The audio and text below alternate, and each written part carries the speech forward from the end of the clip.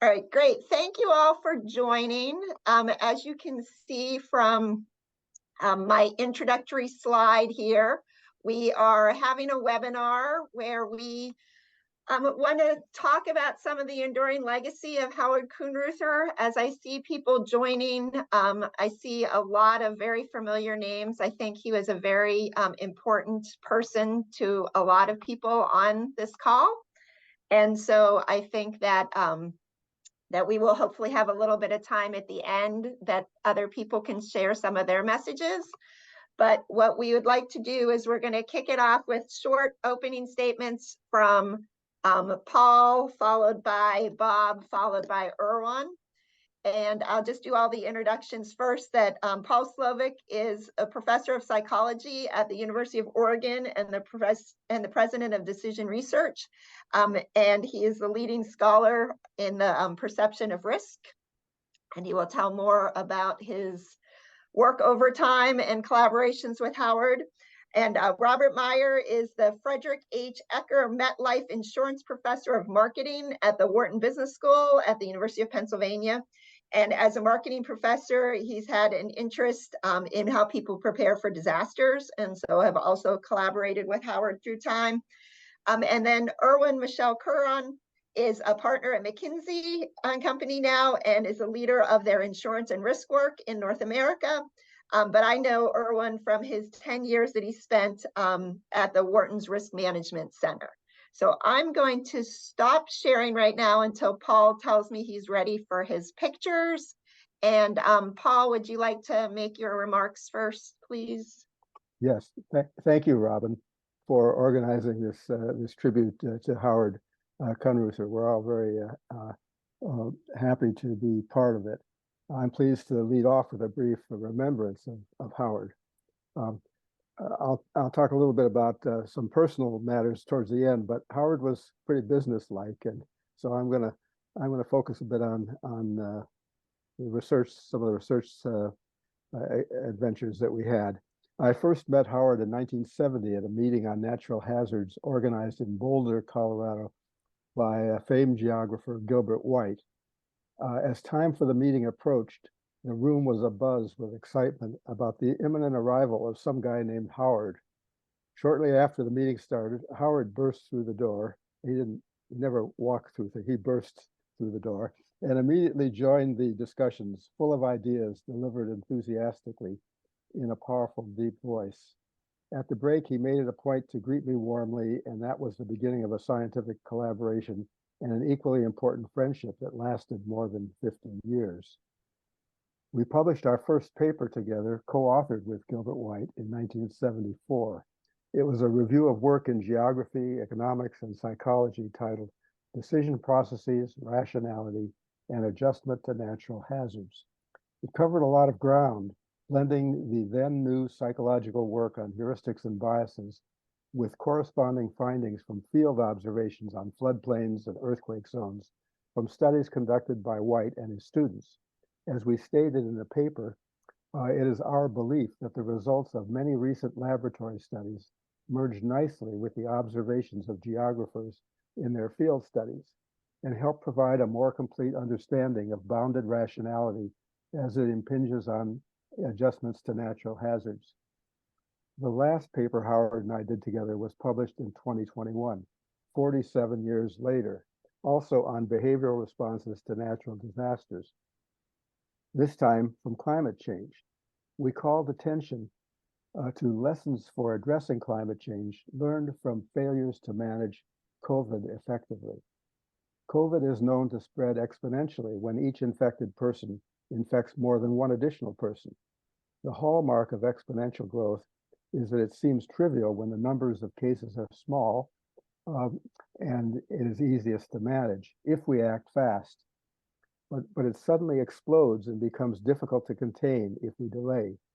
And psychological studies from 1975 showed that most non-scientists don't understand exponential growth and how rapidly it gets out of control. This is what happened with COVID in its first year, when scientists failed to communicate effectively the dangers posed by exponential spread of the virus. And the US and most of the world was slow to act.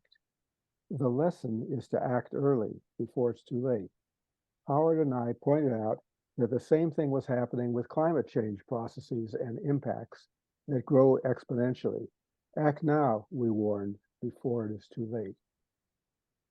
Howard studied a wide range of risk issues, but there are certain persistent themes and issues he never gave up on. He was tireless in his attempts to make policymakers better able to protect society from natural and technological hazards by helping them understand the ways in which people think about risk and uncertainty.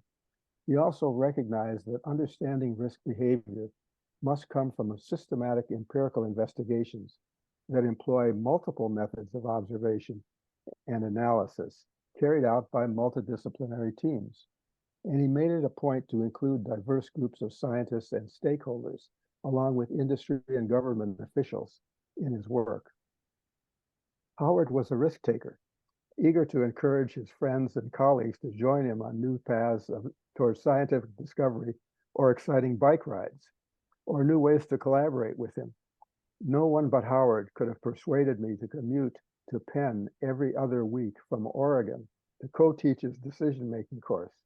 It was crazy, but I loved doing it and basking in his enthusiasm for engaging bright young students in the exciting world of risk and decision-making. Another adventure.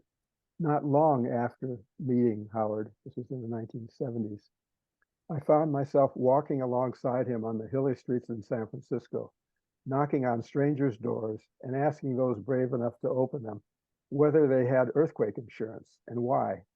It was a path I never would have taken myself, but it led to important insights into people's misperceptions about insurance. One was that most San Francisco residents who we spoke to hadn't thought much about insurance. Most San Francisco residents we spoke to hadn't thought much about earthquakes. Few were insured against them. Those that were insured did not decide based on any risk and cost calculations. They bought it because their friends or neighbors had insurance. Soon after, Howard led a large national survey on insurance decisions, and he also advised me on a series of controlled laboratory experiments based on a game we devised where farmers had to decide whether to buy insurance to protect their crops based on the probability of experiencing a natural disaster and the expected monetary loss if it occurred. And we varied probability and loss in the experiment. So participants in these laboratory and survey studies did not worry about low probability hazards. They preferred to insure against likely events with small losses rather than the low probability, high consequence events that insurance is designed to protect us against. Thus, many people think of insurance as an investment, making claims and receiving payments from the company by insuring against more probable losses seems to be viewed as a necessary return on the premiums paid. Insuring against rare hazards that don't occur seems a waste of money. These findings helped explain consumer disinterest in insuring against catastrophic losses and pointed towards ways to educate and communicate and arouse proper concern about hazards that Howard continued to promote throughout his long career. On a more personal note, we all know that Howard had a strong personality with many wonderful qualities. He was a bundle of energy and enthusiasm. He loved to draw his colleagues into working with him. He had no ego. He was interested in others, not himself. And when he talked with them, he focused on asking questions and learning about them, not telling them about himself. He was friendly and helpful to a fault. I think if Howard is reincarnated as a dog, he would be a Saint Bernard. When he picked me up at the airport one day, he insisted on carrying my big briefcase for me. No, Howard, I said, I always like to carry it myself. I picked it up and brought it to his car with my other bag. When we pulled into his driveway and opened the trunk of his car, there were two briefcases there. Not taking no for an answer, Howard took another bag, thinking it was mine.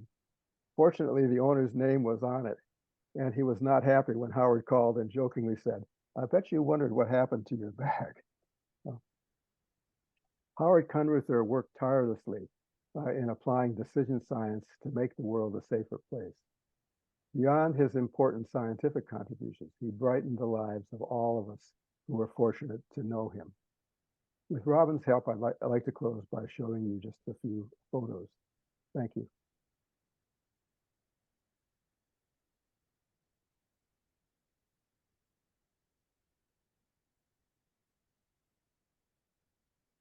Okay, so this first photo was taken in Boulder at the meeting where I first met him, and this is in the mountains near Boulder where Gilbert White lived. And the photo shows Howard on the left and Gilbert White and Bob's and Gilbert's colleague Robert Case, also quite a prominent researcher in decisions against the natural behavior in the face of natural hazards. Next slide. So this is Howard and me on the top of Yucca Mountain, Nevada. We both were working for the state of Nevada, trying to help the state understand the social and economic impacts of siting a repository there for nuclear waste. 40 years after that search began, there still is no repository because the Department of Energy failed to heed the advice of social scientists to involve the public in this decision. Next slide.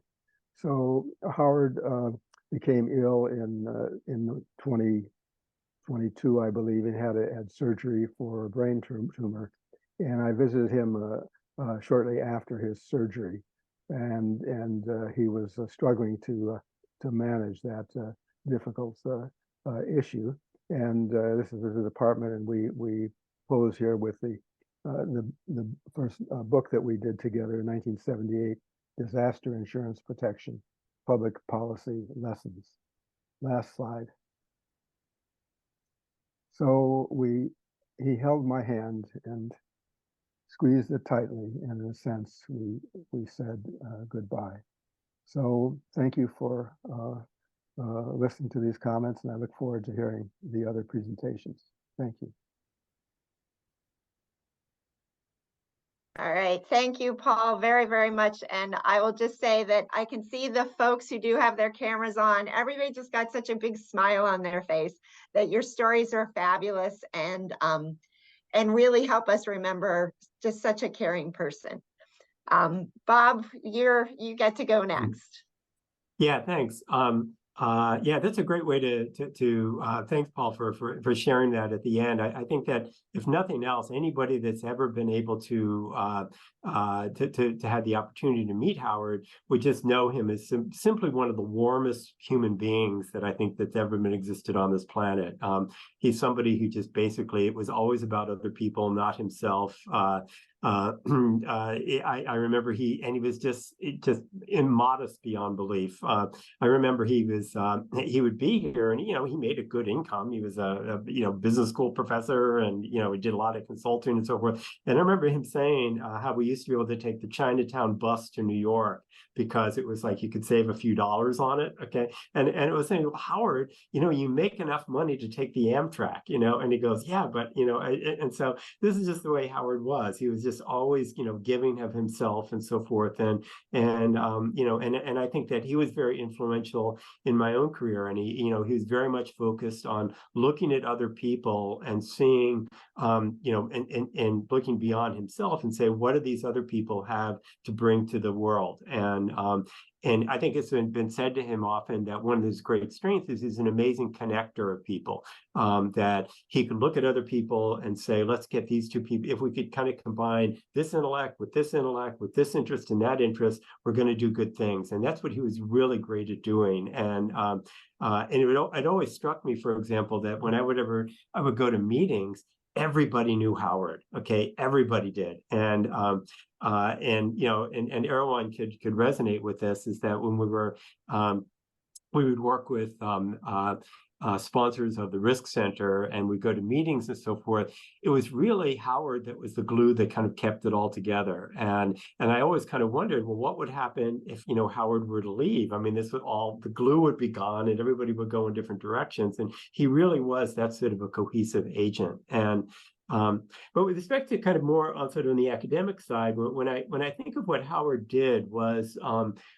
he really, in many respects, fundamentally changed the narrative, or changed the conversation in which people and insurance companies and a lot of economists really think about risk. And in a couple of different ways. I know one of the ways in which I first got met with Howard was I was doing some work, and I'd become disillusioned with work in more mathematically focused behavioral decision theory, effectively because it sort of started off with this idea that maybe people weren't necessarily economically rational, and particularly with respect to decisions under uncertainty. So therefore, you set up kind of gamble experiments and show that people don't answer these toy questions quite optimally. So therefore, what we need to do is build more complicated utility models to basically describe behavior in these laboratory tasks. And so I looked at that and I said, where's this going? Okay, this is not,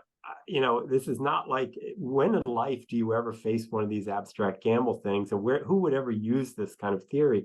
And so then I ran to Howard, and I felt that Howard kind of had it right. He was basically saying, looking at this area of low probability, high consequence events, and I was saying, wow, this is an area where it really does matter, where if you don't fully understand the probabilities that are associated with things, if you don't, or long-term thinking, it's not that you're going to lose 50 cents in a gamble in a laboratory task. You might lose your house, you might lose your home, you might lose your life associated with it. And I think the thing that he so in addition to kind of really bringing a spotlight on that class of decisions, which is the type of thing which, economists, and I think other than Paul was the first one that kind of really looked at a lot, but other than Paul, even psychologists really hadn't focused on that too much. He really brought a spotlight on that very enormously important class of decisions. The second thing that he did was that in the courses of thinking about that, he quickly discovered that most of what we know about rational decision-making obviously does not apply whatsoever to how people make these decisions. And, and there he certainly drew a lot on the work of Paul, who basically also had that same intuition. And so some of the things, I think that probably what he's basically, some of the work he's sort of best known for was some of his early work, very, very simple, looking at how people make decisions to buy flood insurance. And very, very simple problem. And what you find is that no, people don't do an expected utility calculation. No, they don't think about a long-term planning horizon and think about discounted expected utility and anything that looks like the way, an actuary would make these decisions. What do? They just go and they ask their neighbor. Okay, and the neighbor is also clueless. So basically, he realized you're dealing with how do you manage risk in a world where it's totally the blind leading the blind, and that kind of really was, in many respects, kind of the way in which he thought about problems, in which he had this good understanding of the way in which real people make real decisions, and realizing the incredible gap that existed between the way real people make decisions, and then you got insurance companies and economists on the other end thinking that they should be making them, or thinking that they're making these decisions. And so therefore, in his life is really spent trying to bridge the gap between these two worlds. And I think one of the reasons that he was really effective in doing that was the fact that, given he was trained as an economist and given he came from the right schools and so forth, I think he had the credentials to be able to do it. People believed it when Howard said it. Okay, they wouldn't have believed it when I said it, but given Howard Kunruether was saying it, it meant something. If you look at all his friends, well, they all got Nobel Prizes in economics. And so in some sense, he just was incredibly credentialed to serve as a spokesperson for this area.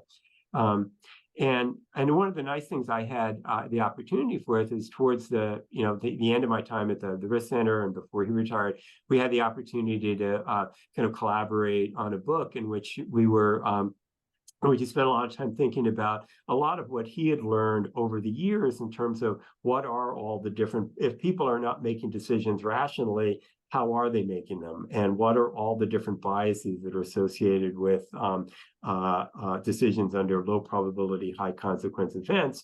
And so essentially we had kind of a very kind of much more popular book that basically tried to communicate with the lay public.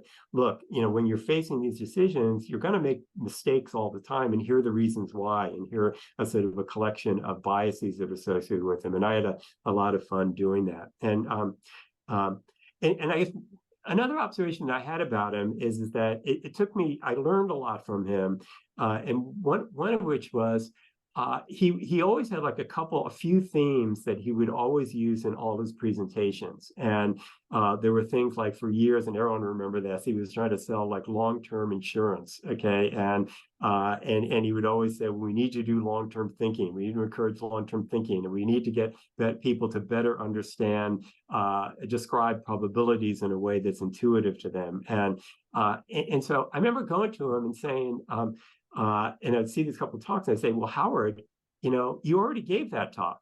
I already heard you say that once. And so what do you need to say it again? And he said, no, you don't understand. For this really to have an impact, you have to say it over and over and over again to audience after audience after audience. And he was right, that eventually I would, it took maybe 10 or 12 times, but we go and we meet with like Travelers Insurance or whatnot, and they had by that time, totally absorbed everything that Howard was saying. And so he taught me a lot about the importance of working on real world problems, the importance of connecting academia to practice, and also the one thing that I learned a lot of that, although the one thing I think was uniquely Howard, which I just don't have the skills to be able to do and never have, was the remarkable ability he is to address problems by connecting people and bringing kind of constellations of community people together. So, he was a great man. He's going to be mixed. It really wasn't very much an honor to have been able to spend time working as a co-director of the Risk Center with him. So. All right, thank you, Bob. And I think that transitions nicely to Erwann, who has also spent a good chunk of his past life at the Risk Center, also working with Howard. So I'll pass it on to Erwann. Robin, thanks for leading us. And the book is called The Ostrich Paradox. If you haven't read it, you should. A little bit of marketing for you. It's probably one of the most accessible books that you can read on a train or airplane, but that's been the success of the book. Look, I see many friends, many names here that look, for me, as for Bob and for Paul, Howard was a friend. He was one of my best friends, and in a way, I came at a different time, standing on the shoulder of giants. I was a second generation, so the Paul and Howard of the world had to convince many people that the topic was of interest and repeat maybe 10, 20 times, but to your point, the same thing, and to achieve that. As a second generation, I started working with Howard. It was 2002, right after my PhD, when I joined the Wharton School. And I remember the first meeting with Howard and asking, hey, what should I work on? He's like, I don't know, what's your programmatic bet? Something like that. Like, what do you mean by programmatic bets? Like, look, you have to think big. It cannot be like one article at a time. And what I want to do in the next 5-10 minutes is to talk a little bit about that element, less so about the research. I mean, we've published like 60 papers together, 5 books, including one that Paul and I co-edited on Howard called The Irrational Economist. Paul will remember that when we had a number of Howard's friends on the book. And to your point, but a third of the author of the books got the Nobel Prize. Another third probably deserve it, and the other third think maybe they will have it one day. But that's the caliber of the people that Howard was working with. I think maybe 2 or 3 things I would say is Howard was always, is good for all of us here, pushing us to think about what are we asking the right questions that will have a major societal impact.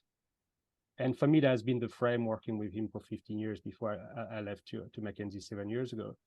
And whether it's flood insurance, whether it's terrorism insurance, I use a few examples in the next few minutes, but there is always, what is the big societal questions that we're trying to solve? And because you start there and you want to end there, of course, you cannot do that alone. So the whole idea of bringing people together from different disciplines, working with the public and private sectors in a very mentally positive way, in a way, not to do anything that you wouldn't do as a research, but to get access to data that some companies will have or some federal agencies will have. All of that was meant to create a series of papers that altogether created a programmatic research plan, which will have a societal impact. And if we keep that in mind, I think we fast forward 40, 50 years since he started at MIT, that was really what he has been doing on some of his topics. So I'll take 2 or 3 examples. One was the whole flood insurance question. And you start in the US and you realize that 9 out of 10 Americans don't have that should have flood insurance and have flood insurance. So that's the issue. Then you have to understand why they don't have it. And then, so you'd have to do some research on it, data, and you need to get access to some insurance data. Who has insurance data on that? In the US happens to be FEMA, the Federal Emergency Management Agency that ran the program.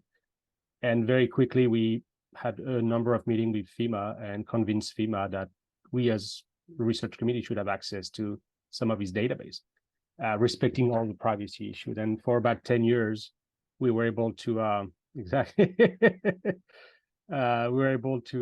crunch a lot of this data. And instead of stopping here, so we published a lot on the topic, but also, to be honest, at some point, we were spending probably a day or 2 a month in Washington, meeting with the Congress, meeting with the White House, meeting with FEMA, and showing the result of the research, because we wanted that to have an impact. And then we wanted to elevate also in terms of academic achievement. And we decided that the more usual risk-related publication were not enough. So we should elevate that. And we published that piece in Science, a few pieces in Science magazine on redesigning flood insurance. The good thing, that was a 2-page paper, because Science does not allow you to read more than that. But summarizing probably 30 years of research, and that document, that publication in Science, had radical change on policy in the US. We reformed the National Flood Insurance Program. Several of us testifying before Congress on these topics. So you may ask, is that the role of the researcher to do that? Maybe, maybe not. It's up to you to decide where you want to take it. For Howard, that was clear, and for us, that was really, how can research help change or make more informed decision making? So that was one example. The second was on terrorism insurance. Very different, very tricky subject, as you can imagine, where you need to bring both the intel community, insurance companies, governments together to help design what is called the terrorism risk insurance program in the US. And remember spending a fair amount of time again in Congress, just sharing some of the work that we were doing at the Risk Center. So that obsession for a positive policy impact was quite remarkable. The last example I will leave it here is when you think about the academic literature on behavioral economics applied to catastrophic risk, you realize very quickly that virtually 100% of it is exclusively trying to understand how individuals make these decisions. And a lot of the work that Paul and Bob and others have done, that have been pioneering the space, have been on individuals. In the last 5 years, 5 or 6 years of his life, we spent a fair amount of time moving that question to how do institutions think about these topics. And that was a book that Mike Lucien, Howard and I work on where we interviewed 100 CEOs of the S&P 500 in a matter of 3 or 4 years, really trying to understand how this institution thinks about these low probability, high consequence events that Bob was mentioning. And surprisingly, and I remember talking to you, Paul, to Danny Kahneman, to Dick Taylor, a number of very prominent people in that space. And yeah, the conclusion was, yes, we haven't touched institution, to be honest, at the research community. So that was probably one of Howard's last, let's push to another territory here. And I think there is a fantastic future research plan on that topic as well. How do you move institution to make more informed decision in the space of low probability, high consequence event? So I will stop here, but again, great person, many collaboration. What we've done on flood insurance and terrorism insurance in the US was replicated through the OECD that Howard and I were working very closely in like 30 countries. So he was a globetrotter, no question. Not only people knew him in the US, but you could be in Australia, in the UK. People say, yeah, Howard is like, well, how many Howard are there? So truly inspiring for, I would say, the young generation of researchers. So I would leave it at it, but I guess for Howard, it was like, are you making a big bet on your research plan? And if you're in your 20s, 30s, early 40s, I mean, your research program should be a big bet. Otherwise, there is no reason that you should be doing that, because you will have no impact beyond just publishing in great reviews. So back to you, Robin. I don't know how you want to handle the rest, but you have great people here on the call. Look forward to the discussion. All right, so I think as the moderator, I'm going to take the prerogative to ask this esteemed panel at least a follow-on question or so, and then I will open up more broadly to the audience. But I think it ties in. So absolutely, we see a huge diversity in the audience.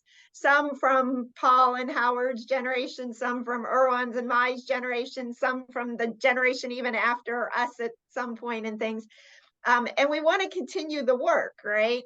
And I think everybody is commented on how important and how insightful this work has been in learning more about insurance.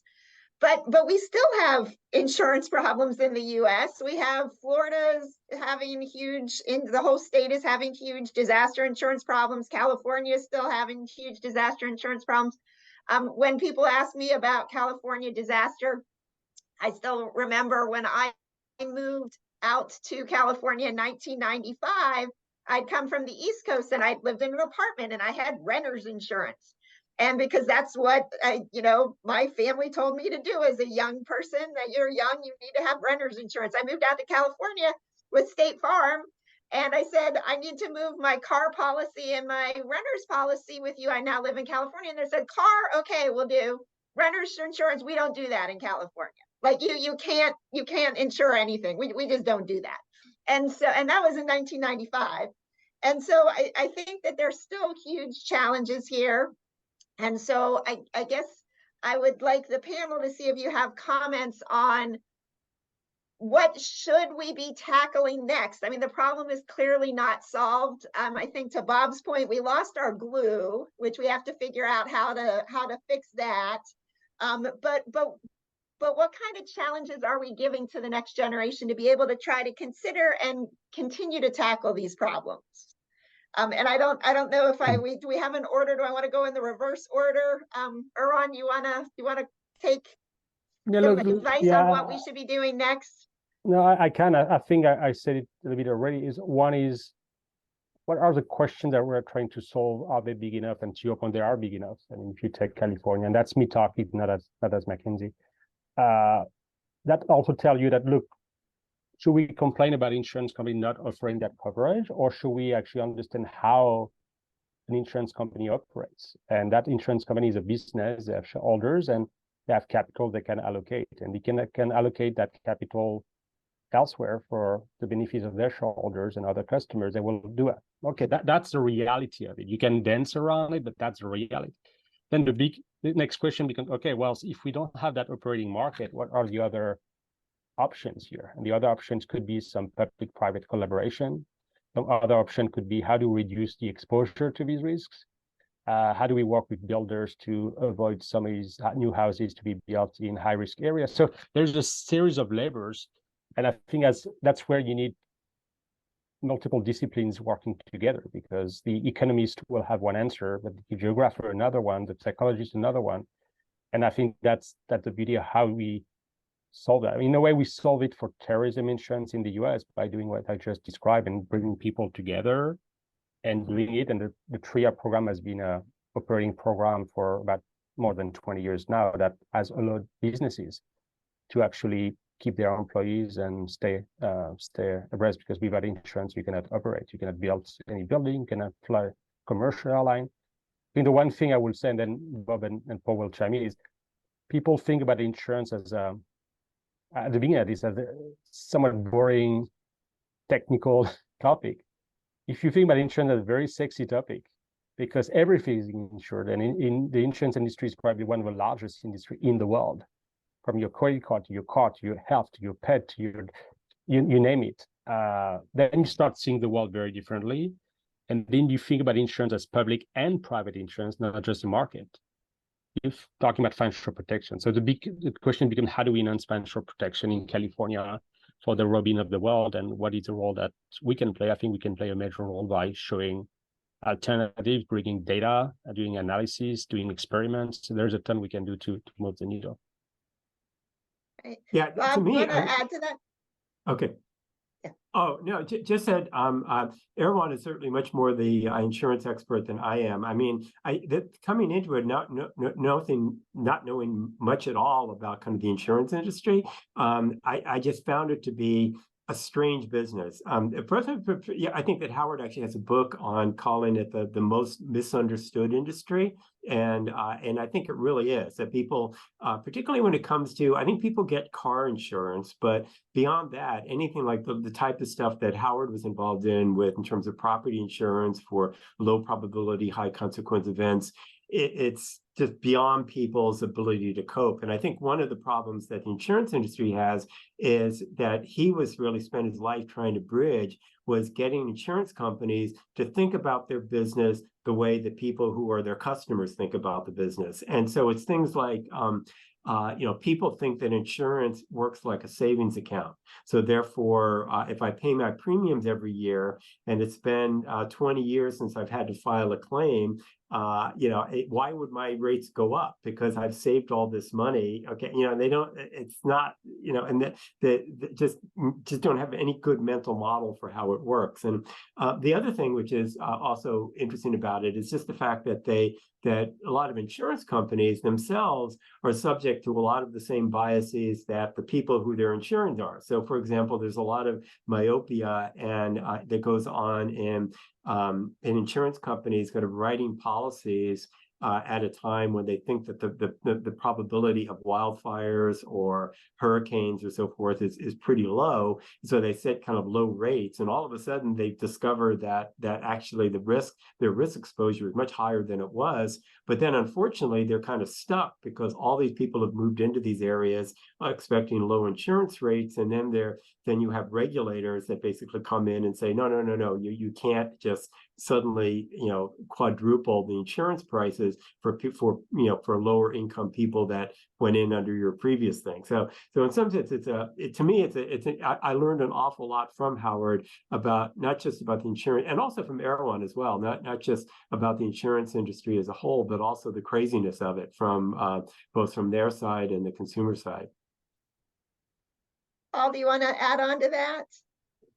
Yes, Howard was very well aware of the challenges of getting people to insure against the increasing frequency and severity of the disasters, particularly from climate change. And he recognized that for him, climate change was the most important concern to deal with. And he was working on a book on climate change during his last years. I don't know quite how far he got into it. I'm sorry he didn't get to complete that. But he was frustrated by the fact that the regulators and also politics kind of intervened to kind of prevent rational decisions to be made about living in dangerous areas. And now and I think it was Howard and his colleagues here in Erwann, they would show these graphs of the losses from insurance over time from natural disasters, and it's just, again, you talk about exponential increase. They're just going through the roof, and that's still happening to the point where insurance companies recognize they can't afford to insure against natural disasters. There's not enough money in the industry to cover the losses from these catastrophic hurricanes and losses that we're experiencing now. And yet people in communities, they want people to live in their cities. If you're living on a coastal area that's getting more and more dangerous, well, the community doesn't want people to move out, so they find ways to kind of subsidize these premiums and it fools people into thinking that this is a safe area because they can get relatively inexpensive insurance, even though it's really terrible. So he was well aware of this and quite frustrated about that. And it shows kind of the aspect that risk is not just a scientific calculation. It's really a social and political phenomenon. And I actually, that reminds me of following Hurricane Katrina. I served on a National Academy committee, and part of what they took us to New Orleans several times as part of this committee, looking at the levees and the risks of the levees. And they took us out to the lower Ninth Ward. And when we were out in the lower Ninth Ward, it was a beautiful sunny day. And the sun was out and the sky was blue, and you could see no water anywhere. Like there was no sign of water anywhere. And despite all of the news and all of the information I had, I could feel for the people and be like, well, why can't we live here, right? Like, why can't we rebuild here? Because it looks perfectly reasonable on a beautiful sunny day that you should be able to live in the lower Ninth Ward in New Orleans. It's not like we were walking through water, right? And so I think the one thing that is absolutely true is that there's still more work to be done, and that we can absolutely learn from all of the things that have been done to continue to do more. But there is definitely things that we can continue to do. Robin, can I just take 10 seconds? One thing, just on the flood side, that we had pushed for to Paul's point was, can we move that federal program that exists in the US to a risk-based premium? And can we use insurance as a mechanism to actually raise awareness? Because to your point, Paul, if it's highly subsidized, if you're paying $500 when you should be paying $2,000, you don't know. The entire program was moved to risk-based premium last year. That was a congressional move signed by the president. And for me, it's a great example. Even if the work was done 10 years earlier, with all the research done to convince people, it took still another 5 or 10 years. But that's where we are now. So that has worked. And then the question of affordability become actually the practical one. But if the goal was to move the entire federal program, which is the largest in the world, to a risk-based premium program, that has been done. So we can claim success for that. Absolutely. Yeah. I mean, there are other issues, but yeah. Some success. I know Pavel had actually reached out to me earlier and said that he wanted to make a comment, and I see you right here on my screen. So would you like to tell us, I guess, as part of your comment, you're going to tell us who you are and what your connection is, I think. Yeah, so Robin, when you first noted that you'll be organizing a meeting like that, I thought, I had fond memories of working with Howard, so I wanted to say a few words about the episode. Howard, I met Howard when I joined the PhD program in psychology at Penn. That was in 2007, and he became a member of my PhD committee as well as advisor and co-author on one of the chapters on my dissertation. I probably spend more time working on this chapter than any other, in part because Howard just had this boundless energy and enthusiasm for getting things right. And it didn't matter that I was in psychology and he was at what was then called the OPIM department. He was advising many different students across Penn and other institutions. So it just goes to show his generosity and just boundless enthusiasm for working things out, often with folks who have different kind of training.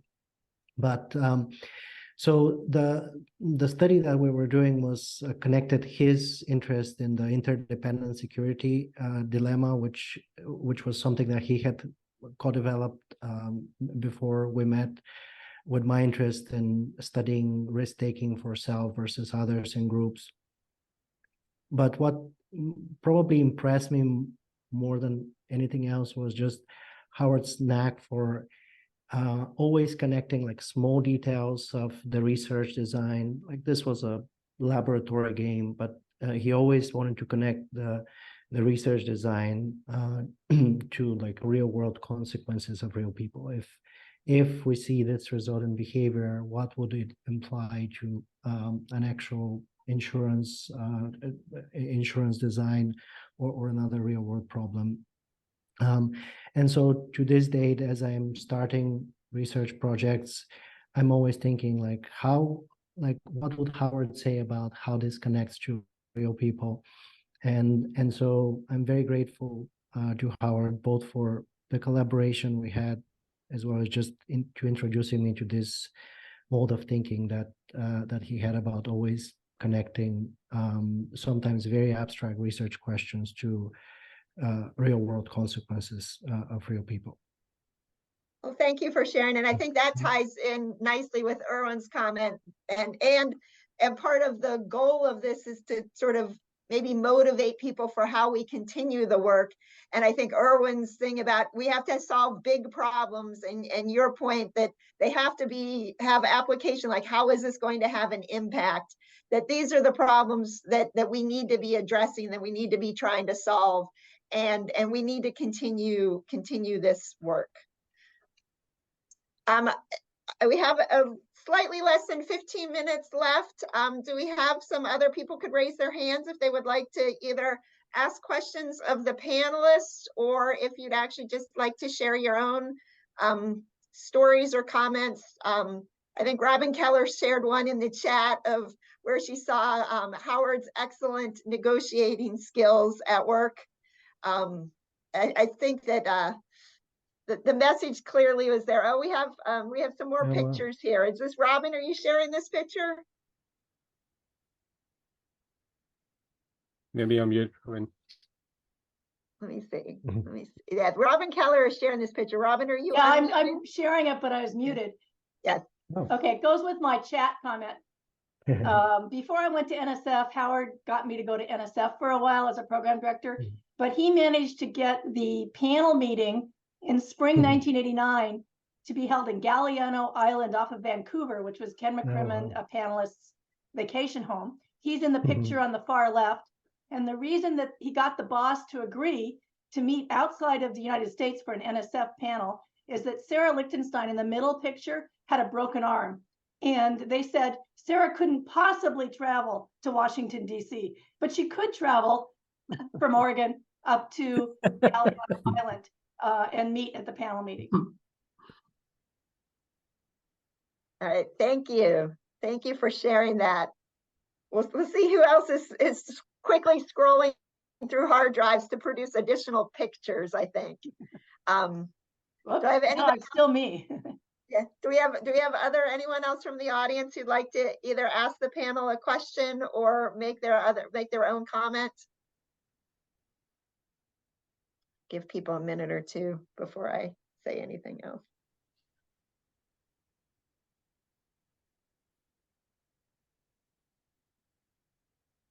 All right. Well, I'm gonna say that I think one of the most important things that I took away from everybody's comments is that I absolutely agree that I think Howard, he just was the glue. I mean, it just is such a true statement. He just is such a personable person, and he just loved being around people, and that he just would create these convening events.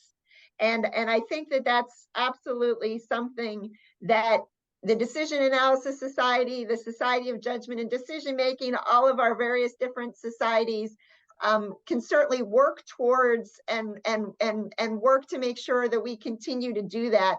But I think, and maybe it is NSF panels or NSF workshops or National Academy meetings and things like that. But I think that we really do need to continue to have convenings so that we can continue to create those interactions that were so special and important that Howard was able to do, because it was bringing these people together, that you were able to have the insurance people talking to the corporate people, talking to the academics, and that people, by as Bob mentioned, by the third time that he was telling them, then they started to get it. So. Yeah, and Robin, I will add it, especially for the younger generation, don't be just obsessed about your next publication in that review that has that impact factor. Yeah, do that for sure, but also take risks, collaborate with people that you don't know, try. I mean, I think with Howard, we always have, I mean, between probably just the three of us, or maybe the four of us, right? Probably always 5 or 6 papers going on at the same time. And that's that's how you publish 300 papers as you did, or whatever. And we're very different people. So you will have the usual ones, and Bob and I and Paul, but probably a list of 20 others. Say, oh, I'm writing a paper. Hey, Robin, let's ask Robin, hey, what do you do next week? Why don't you join us? So that curiosity and that risk-taking of, don't thinking about just the next publication, but just having fun doing it, that's priceless.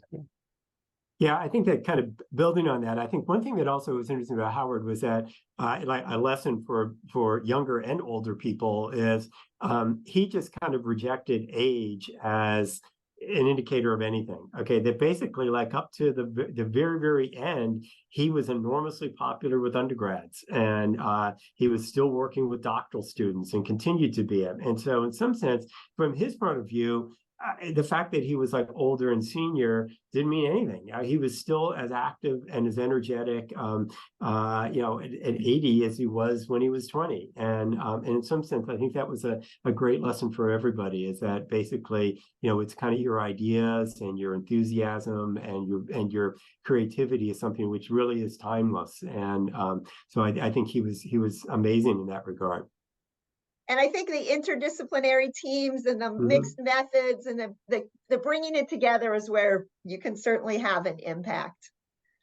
So I was, in preparing for this, I was sort of poking around some Howard's early publications, and going back to his dissertation. I mean, he did some very interesting work right as part of his dissertation that he sort of left behind, and no one ever refers to. But Howard's mentor was someone named Edward Bowman at MIT, and Bowman had this approach to looking at it was industrial kind of scheduling type decisions, and Howard's dissertation was an extension of what Bowman had been doing. When I looked at it, well, it was very close to, this was in 1970 or so, and it was very close to what a few years later people at Oregon Research Institute, led by Lou Goldberg and Robin Dawes and others, were doing in terms of when they fit linear models to judge, to judgments, and they found that you could capture a judge's processing, simulate it with a simple linear equation. Well, Howard was actually doing something like that with kind of production scheduling decisions, and he recognized that there was an advantage for using this kind of an equation because it was consistent. He recognized that people were inconsistent, and this was harming their performance. But when you formalized what they were doing and captured it and applied it consistently, you could do better than the judge. Well, this is what Goldberg, a number of years later, and Dawes found, is where you could, the model of the person could outperform the person. And this is very important, and it's an early form of AI. And this was a half a century ago. Well, Howard, he got distracted. He went away from this, into the insurance thing. But I mean, he was onto this right from the start. I think Erwann was making the same connection, that was early precursor to generative AI in the modeling tools. All right, no other comments? Anybody want to share any other comments or thoughts? I think that maybe I'm going to ask Yael, can I ask you to make a nice little concluding statement for us as our president of the Decision Analysis Society? Thank you, Robin, and thank you for this amazing tribute and panel. I think it's inspiring to hear about early day work that is still relevant and so timely, and kind of ties in so many different threads that are part of the Decision Analysis Society. And so I hope everybody takes some comfort or enthusiasm or excitement to know that this work continues, and that we have a community, not only the decision analysis community that and the society that organized this webinar, but in general, the various offshoots of the society are very active and growing, and there's a lot of interest of combining humans with the generative AI and bringing in the judgment aspect to try to capture some of the behavioral components that were discussed. And there's still a lot to discover and to figure out as technology advances. So I hope folks continue to join our sessions and attend our conferences. We have a conference in Finland this summer, not quite, off near the area or the beauty that Robin was describing in Vancouver, but hopefully folks can join us in Finland to enjoy a beautiful setting and be inspired by the research that gets done. And I would love the panelists, as they conclude, to maybe challenge the society with open questions. Like, tell us what you think is still, top of mind for you that we should be focusing our attention on. There's plenty of PhD students online that are looking for good topics, and so keep those ideas coming and challenge us, because folks can solve complicated problems. All right, I think that's with one more concluding statement, maybe from each panelist. What do you think is the challenge that you would give for people to keep working on? Well, Paul, do you want to go first? clearly, climate change. I tried to get Howard to work with me on nuclear war, but he perhaps wisely demurred. But climate change certainly is what we've got to deal with and focus on. And all the decisions and risks associated with it, understanding it. Yeah. I guess for me, it would be, I think all these are kind of be in the same area. It would be managing risk given massive uncertainty. I think the big thing we face with respect to climate change or terrorism is just that the normal architecture that we have for decision analysis resting on, probabilities and so forth. What do you do in situations when you just the probabilities are indeterminate and that sort of stuff? To me, that's a long-standing fundamental problem that's it's still out there. Yeah, and maybe to bring the two together, I will talk about acceleration. We're seeing these. If we think about the fundamentals of why this is happening and how it's unveiling, I will see much more of that, and we're starting to see much more of that. Look at the number of $1 billion disaster in the US, corrected for inflation. That's a multiple of 4 these past 10 years compared to 20 years ago. It's 4. It's not 3%. 4. It's 300 times more, and we'll see more and more of that. So yeah, that's it's going to be a massive opportunity area for a researcher. And the second part I will mention, the one I mentioned earlier, is how do you apply that to institutions as well, not just individuals, the homeowners deciding to buy insurance, but how do organizations make decisions vis-a-vis these big, low probability, high consequence events? That's a fundamental and very exciting research program, I think. Yeah, absolutely. And that ties back to a comment that Paul started with just our poor understanding of exponential spread. Like if we're good at thinking linearly, we like linear growth. We're not very good at thinking beyond linear growth. And that's clearly a problem and a challenge because a lot of our problems are accelerating. And I think that brings us to the top of the hour. So thank you all very, very much. And I appreciate everybody participating. And it made me smile. It really did. And like the stories, you could see on people's faces, the smiles. And I think that's what we need to do to honor people. Is to really be able to remember the really amazing people who have been able to contribute. So thank you so much, Robin. Thank you, everybody. Thank you. Bye-bye. And it makes me think that we should back up our phones with all the photos that we have on it, because there'll come a day where we don't have these photos as readily available. Yeah. Bye, everyone. Thank you. Bye.